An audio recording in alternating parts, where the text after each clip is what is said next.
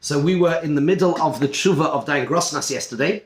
And the lomdus, the Geschmack lomdus was, how does death work? Well, you know what I mean. How does death work in the sense that it is identified in the Mishnah in Kiddushin as breaking the matrimonial bond, the connection. Misa is the pshat, is the lomdus. Let's talk yeshivish for a minute. Is Misa a matir? In other words, the state of matrimony, being married, a metzius of a halachic metzius of chuppah v'kiddushin remains ishus, remains indefinitely. So it's not, forgive me, should we be a bit frivolous? Why not? Till death do us part. Let's clear the lomdus. What's that? Till death. This is, I mean, by the way, this shows, you know, the imprecision, the till death do us part. What happens when death? So, at death we part. So is it a matir? Is Misa a matir? In other words, Ishus is a state that remains forever. But the halachic aspect of it, Misa is a matir. The husband dying breaks, cancels. It's a matir. It permits it. It is an act or a state which permits it. That's one side in the Chakira. Or is it that in order for there to be a state of Ishus, by definition, there needs to be two parties. There's an Ish and an Isha. There's a Baal and an Isha. And if the Baal is in a very clear, demonstrable, permanent way not present, AWOL, not just in South America, right? But gone. Then there's no Baal. If there is no Baal, Mimela there can be no Ishus. The Ishus is Poka Mimela. There is no Ishus. It's not there was something which is matter of the Ishus. The Ishus just dissolves. You need two to tango. Those are the two tzadim in the Shaila. Nafkemina is Eishes Eliyahu. So let's go back to the Tur who brings the Trumas Hadeshen. Yeah? V'hinei b'Tur. We are on page, in this bundle, it's page 13, and we're in the middle, just to remind you of the Tshuva of Dain Grosnas. V'hinei b'Tur. Right? B'Tur kosav. B'zel Shani kosav maroi b'psokov simen kuf beis. Eishes Eliyahu anovi, o ishtu shel b'shur b'nevi. Muteris. V'loi mikra Eishes ish, elo Eishes hamalach. And that is because they are not considered to be the wife of a man, not an Eishes ish, but an Eishes malach. V'shari elhi nosei, and they're allowed to get married to somebody else. The nafgemina im yizke the nafgemina. I'm not sure what that means. I'm sure what it means nafgemina. It's not get pturin. Okay, I have to. It's a bit unclear here in the print what it was. Okay. But why does he phrase it Eishes Malach? Like, why is she still Eishes? Like, well, it's a weird phrase. Yeah, you're right. So okay, that is. Well, let's see. He's actually done a very good point. Dain Grosnas is going to pick up on this. There's actually, I didn't bring it because I didn't want to go into it, but if you're interested in taking this further, one of the places, the classic places to look in Yeshiva Shalomdas is in Rabbi Chanan and Kovetz Shiurim in Chelik Beis, has a simon on this. This is kind of a bit of a sideshow. It's fascinating. It's a nice thing to do, but let's see. So he's going to pick up on this. Ulechura mashma midvarov. It's a good point, Kobe. Ulechura mashma midvarov. Dahatamu kimedanasa maloch imkein ein kan baal v'lochein yeshu muteres. The reason he said that, he picks up exactly on your point. The language would appear to indicate he doesn't say Eliyahu Hanavi died. He says Eliyahu Hanavi is now a malach, which means he is. In other words, it seems that to understand that the Maroi is saying there is no Baal.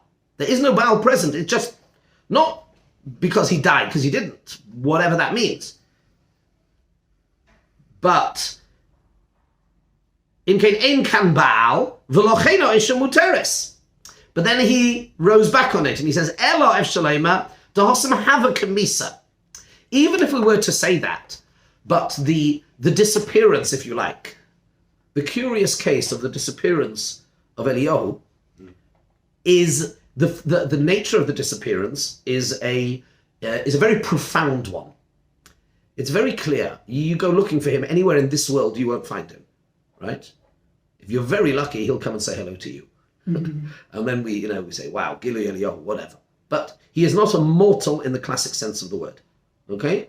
And therefore, he's gone. Whereas here, so maybe, even if you are in the Lomdas to say it's because the Baal is gone, well, over here, that isn't enough, because that person that was her husband is still here. There he is.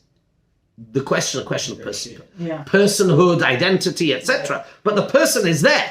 The person is there. The person that was a Baal is there. So maybe that's not good enough. Well, the Hossam have a kamisa. Kivan she'inam nimtsoim ba'olam hazeh have a kamisim. It boils down to the same thing. If you are not present in this physical world, you're as good as dead, right? Aval benidin. I mean, I'll come back to something in a second. Aval benidin didon, but in our case, kivan to nimtsa ba'olam hazeh, he is here. Aval b'shnase isha. Even if we have to accept that somehow this person is an isha, you can't say it's like meis habal and the isha is asura. Not so poshut. He brings then an interesting raya, which I'm going to miss out because I want to push on. I just want to add something for your general knowledge, by the way. I'm not going to comment too much on it. I'm just going to quote a Gemara. There's a Gemara in Ksubas. I forget the exact daf. Off the top of my head, Kuf Beis, Kuf Gimel, somewhere around there. I may be wrong. Did you know, or maybe you did you know, Rabbi Yehuda HaNossi, yes, Rabbeinu HaKodesh, after he died, continued to come home every Friday night and make kiddush for his family. The Gemara reports, until such time as the neighbors sort of objected. This is not really the done thing, that dead men don't make kiddush. I know it's probably not a great title for a film, but you know what I mean. It's a good title. Dead men don't make kiddush, and until the neighbors kind of complained, and then he stopped. What? That's a Gemara. Put it in your pipe and smoke it. It needs understanding. But no, so what the Trump Sedeshin does, I haven't looked at the Trump Sedeshin again inside for a long time. But this whole concept of Yaakov Avinu loy meis, right? Gemara in Tanis. There's asked the Gemara v'chila chinam safdu. So did we embalm him and say hesped on him for nothing? So the Gemara says no, because there's a pasuk which says that compares him to his descendants. Ma'azaroi b'chayim afu b'chayim. So again, we need to know what this means. You need to know what this means, and the whole. And even when we find important concepts in terms of hashkafa and Kabbalah, to what extent do they are they able to impact in a meaningful way on a halachic reality? Is another. For example, I'll throw something else out just for. One of my balabatim in my previous kehillah in London, who was a very learned fellow, and he learnt in the Gush, and he was an interesting guy. His bar mitzvah drasha that he made for his son, which was very learned, was on this topic of if somebody makes a golem, can he be mitzaref him for a minyan? Mm-hmm. Which is discussed in the poskim. Mm-hmm. There is such a concept. Mm-hmm. And by the way, I hadn't thought of this, but I'm quite proud of having. Let's go out. There's a Hanukkah link. One of the questions that is asked by the poskim is, Reb Chaim, the shemen that was produced was shemen nes. It's not physical oils. How can you make a bracha on shemen nes? It's a real issue. And it's kind of the same thing. So you see what I've done? We've gone from transgender to the oil of Hanukkah with 3 degrees of separation. Okay. Let's go on. Let's finish off this tshuva. Yeah. Very good. Very good. Let's go on to the tshuva. On the next column. V'hinei. Top of the next page. Top of the next column. V'hinei. B'nidon didon in our case. Shehoya boror l'chol yodov u'makirov shehu zochar vadai. Everybody knows this guy was a bona fide male member of Homo sapiens. Yeah? Card-carrying male. Elo she'achar kach nishtana she'noshru, what happened? Noshru saris ziknoi. His beard fell out, and he grew breasts. This could possibly have happened either through some an illness, a hormonal imbalance, or zurika samamonim, taking the good stuff. Yeah, injections, testosterone, whatever it is, or the opposite. Now here he says an interesting thing. And here he talks about the possibility of a person losing his male member, his penis, that it falls off or something. Im habeitzim, together with the testes. And somehow he transitions and develops female genitalia. All of this, that is going to be mechanical, artificial, constructed. And it is obvious that in this scenario, the person in essence is male. And therefore this woman in this case will require a get min ha-Torah, and of course she remains an absolute eshes ish. There is no other way out of this sorry tale other than shetasin get mimenu. Okay? Needs a get. When I discussed this with those experts, medical experts in the matter, says Dan Grossnas, kulam hiskimu, they all agreed. There was consensus. Even if you are to inject hormones, it is possible to alter. You can grow breasts, lose your facial hair, etc. I don't know, your voice can go higher, all that sort of stuff. And it is possible that the male genitalia can wither or become smaller or become... But the notion that it will somehow fall off or disappear altogether, and in its place there will become a womb, a uterus, fallopian tubes, ovaries, etc. Not going to happen. Simply does not happen. Unless they will artificially construct something to simulate female genitalia. And of course, when that is done, it does not change your halachic status. You're a zocha, you're not an isha at all. And therefore, this is what they must have done. He says, therefore, this is how he refers to the scenario that presents itself. He says what must have happened is that it may be a combination. There was an illness, yes. The doctors then got involved and manipulated the situation surgically, chemically, injections, etc. And therefore, the person absolutely remains male and absolutely requires a get. That's Stein Grossness. Let's move on to the next source here. And you said in the get, in such a case, they would write. Now that's a whole separate. Also known as. That is a very good question. I know that there was a case. I know of at least one case that's presented itself, certainly in London, based in the last few years, and I would surmise that there will be more in given the trends in society. And I do not know off the top of my head. I will actually inquire and get back to you and find and get some sort of definitive psak. I have not researched this in depth. I don't want to even. I've actually been learning these things in Hilchos Gittin. I have ideas, but with these things, one needs to learn from those who have the experience, the expertise in this very specialized area, and therefore I will reach out to my contacts in various Botei Din to find out what they do. Okay?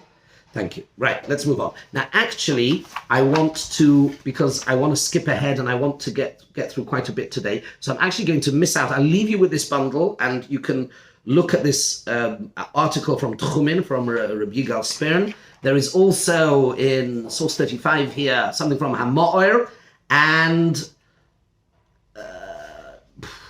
okay, you know what, Let's quickly run through a little bit of this. Okay, here on it's Source 35, Reb Chananya Yom Tov Lippert Teitelbaum Hamo'er from 1997. And because here what I want to bring out more is we're going to actually begin in this to go over to the other side, if you like, in terms of public policy. Okay? Public policy, because that's going to be the truth of Rav Evers as well. You're a Rav of a shul here. Let's begin to broaden this out now a little bit more to public policy. So I think everything we have seen thus far is pretty straightforward. There's one tiny little area which we haven't got into, and that is in the case that there would be an extreme situation of real suicidal ideation and somebody who is in real danger of suicide. In other words, if doctors and Rabbanim would be able to agree that as a result of somebody having this gender dysphoria or whatever is absolutely in danger for their lives, a pikuach nefesh, then they're possibly, like any other halacha, it would be okay to do this. Let's park that for a moment, for the moment, or certainly for this shir, because it ain't so simple. What we need to do is actually become a Google Ador and research. Here's the question. You know what? I'm going to set you some homework. I'll set you some homework. Why not? Why should I do all the work? Please find out for me the rate of suicide attempts of transgender pre and post-op. You told us actually that. So that was slightly more anecdotal. Very good. I'm very impressed. Kol hakavod. Don't take my word for it. Don't take my word for it, especially as it's not my area of competence. I did a bit of research. I need to do some more. But by all means, please, I'd be genuinely Comparison pre and post. We want to know the suicide rate, or attempted suicide rate, real suicide attempts of those who suffer from gender dysphoria, pre and post-op. Within scenarios, but it's got to be like with like. So make sure you're doing it properly. In other words, use reputable scientific papers as much as you can. I don't know what you have access to. Try maybe through university or something. Might be able to get some good academic access. And you need to also put it within a context. So, for example, in societies where they have that option available to them. So not just for being denied it, but do your best, okay? But, do your best.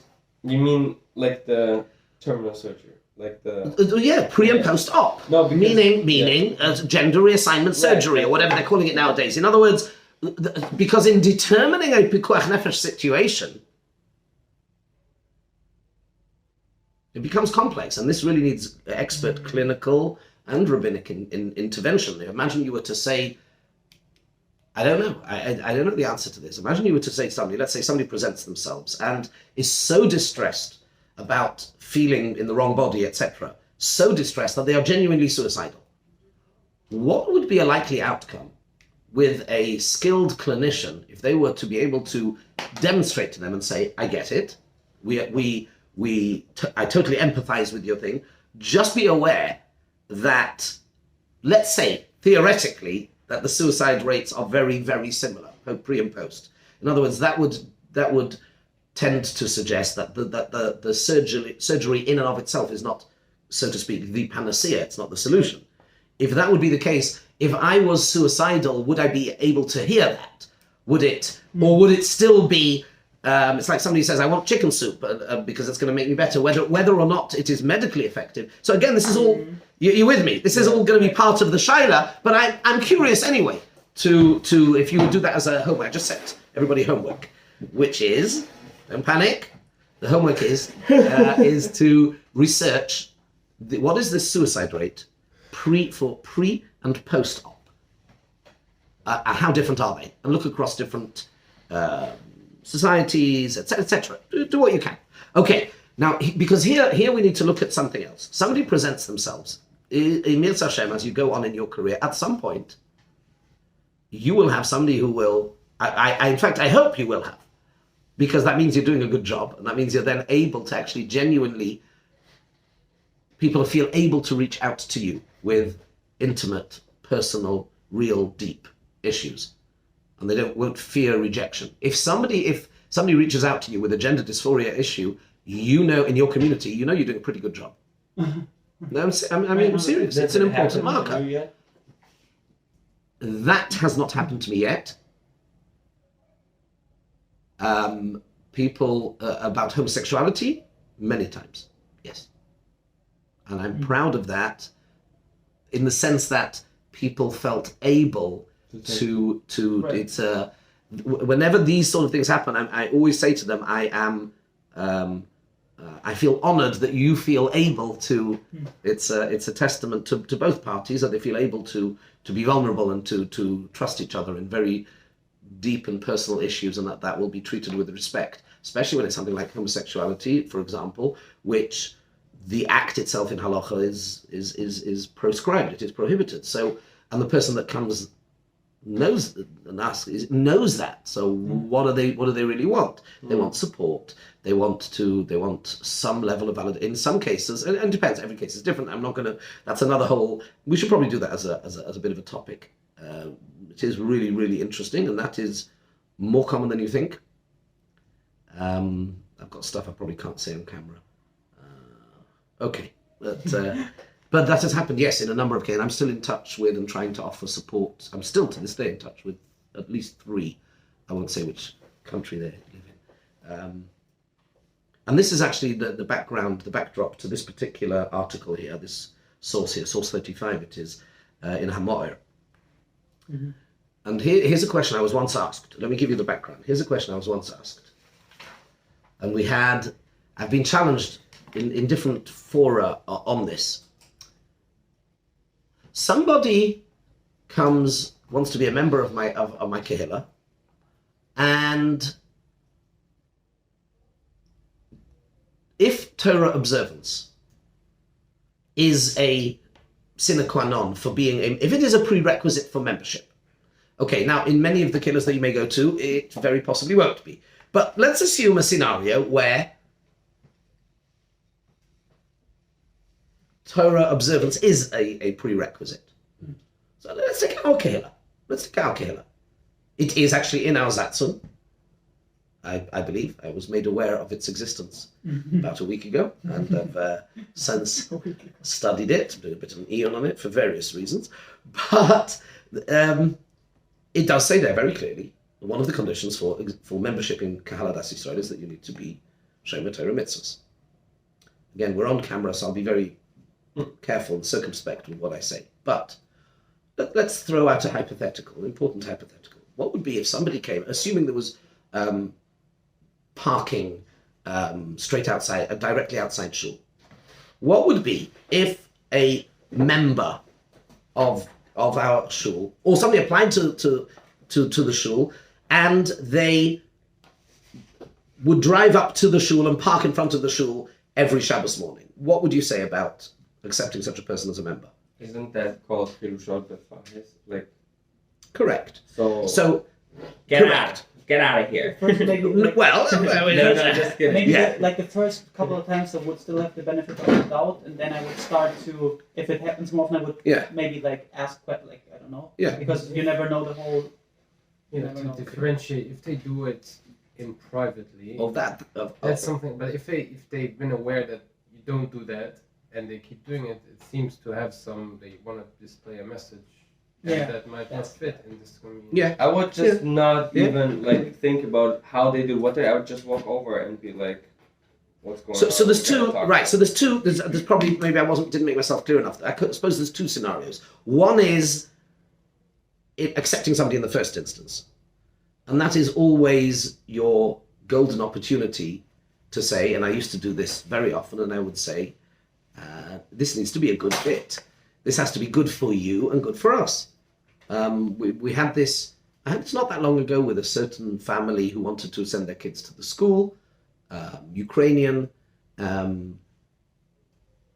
the family not particularly observant, so I did a lot of background research. I spoke to the Rav, I spoke to from Odessa and whatever. We did to try and understand what was going on, and of course, I said, of course, we welcome any Jew into the school. You do need to know this is a school primarily for our kehillah who are religious, and is this going to work?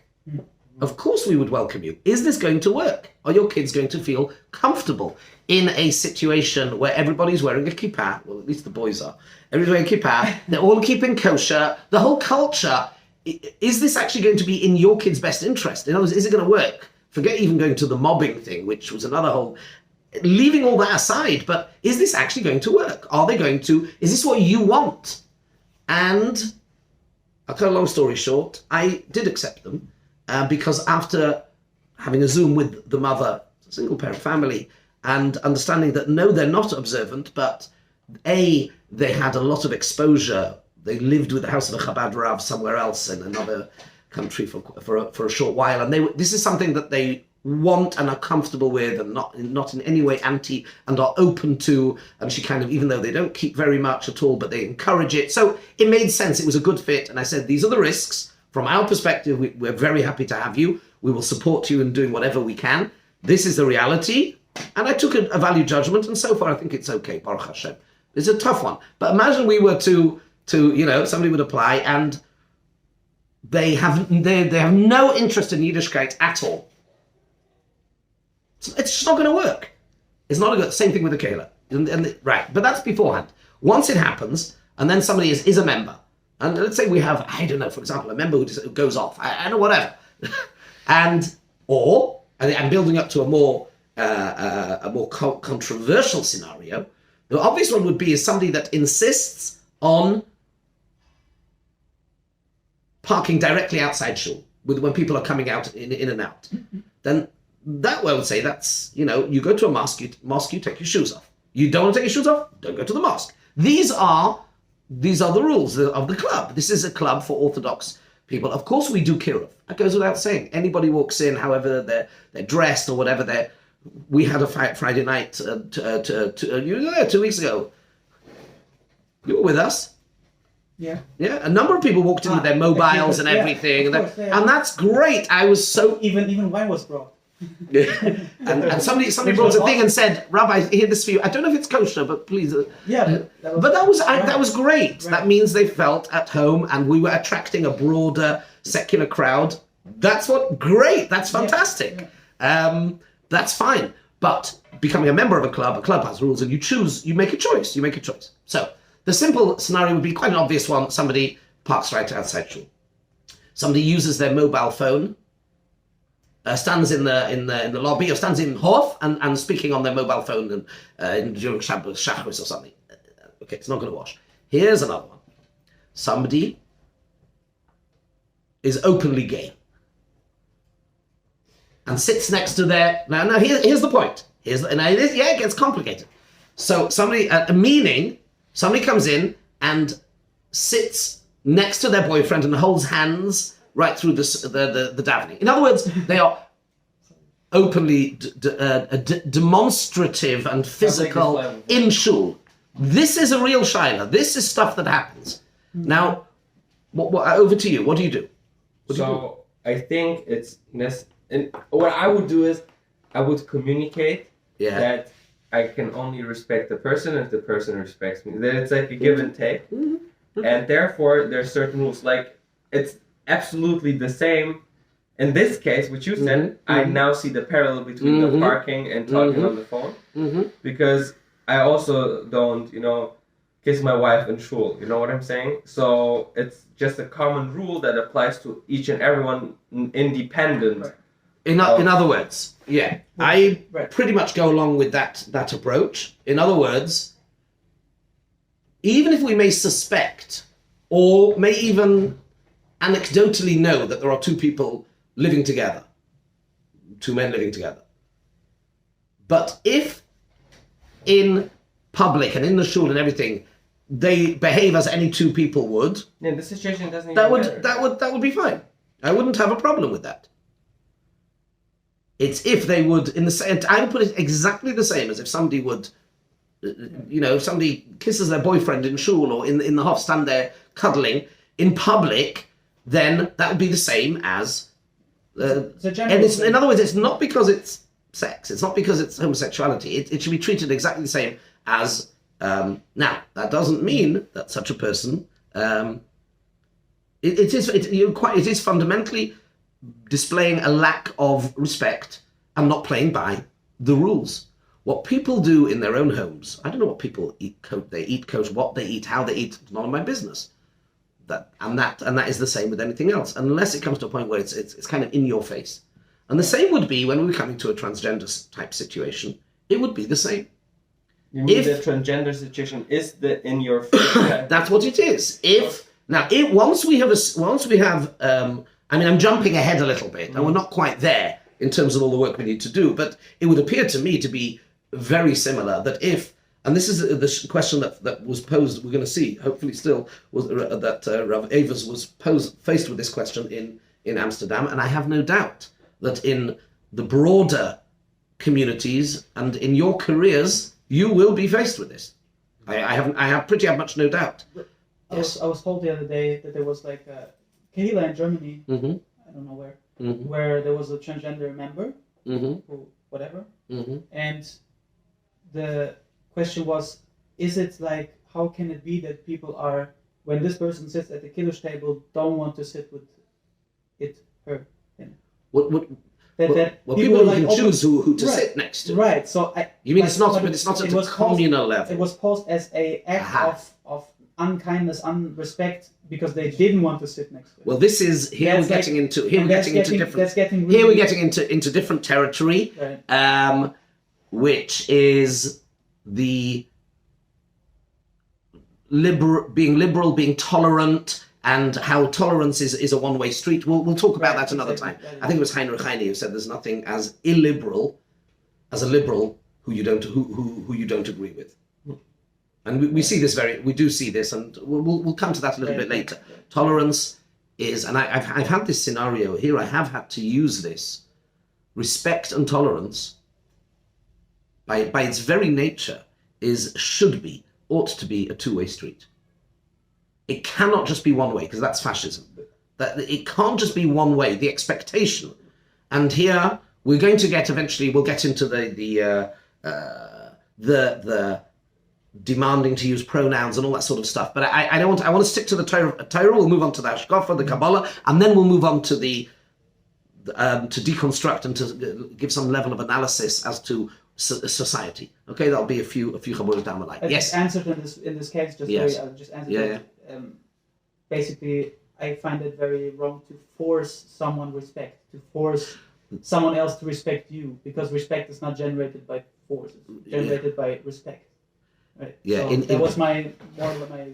I have a lot of sympathy with that. In English, it goes very well. I don't know how it works so well in German. We say in English, respect is commanded, not demanded. You have to be respectable, and it's like trust is earned. To and yeah. Well, this is one of the issues we're going to get to. However, we do need to be careful that, and this is really, really important.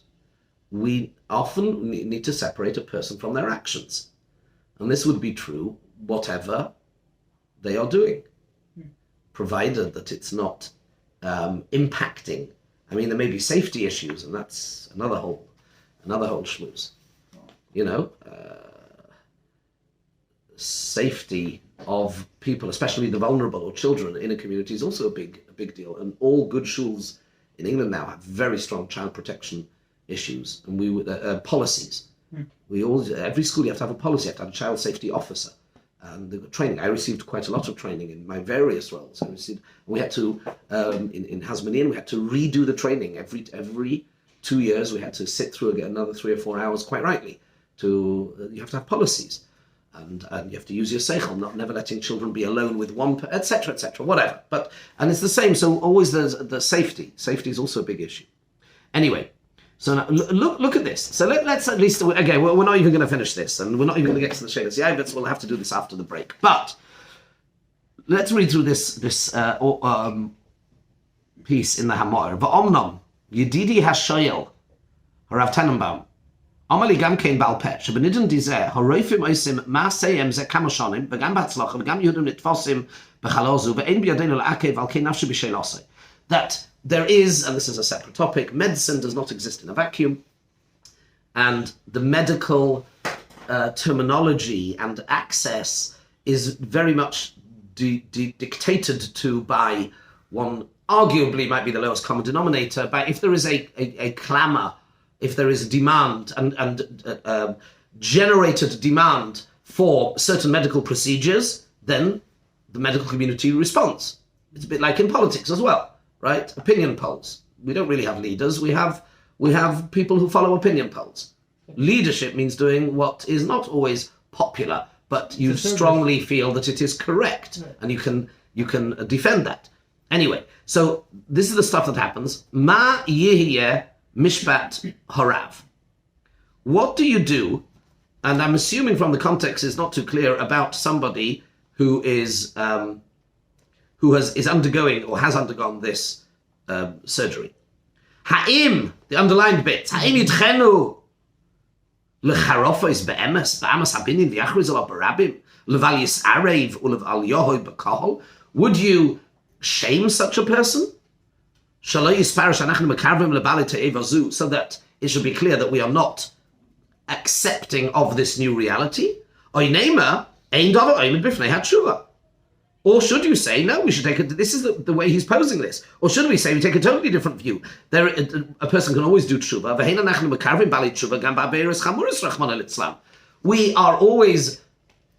We should be, open our arms and embrace any of our brothers or sisters, irrespective of which averis, even very severe averis, they're currently doing.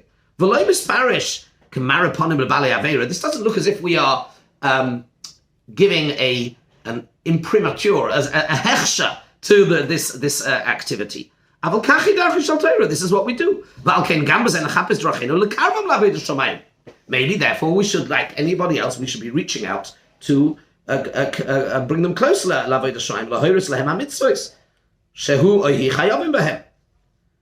And let's skip a little bit. And he says, yes, you got that.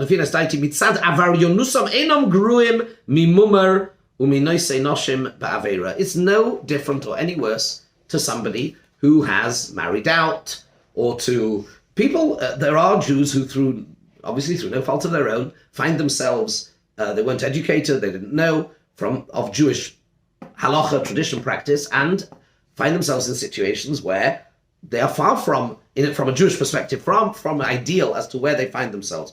And we have a chiyuv of kiruv. Now, and that's basically what he goes down. And this is always this is basically what he decides. And this is always the balance. So question, would our kehillah accept, as for members, a mixed faith couple? I've got to look at our Zatzung. I don't know. I imagine not. But I don't know. But if she applies for a gear, you would accept her.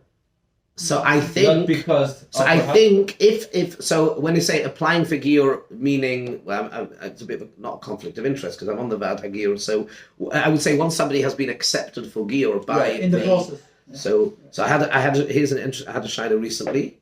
Don't mind mentioning it because it's on the record. You may even know who it is.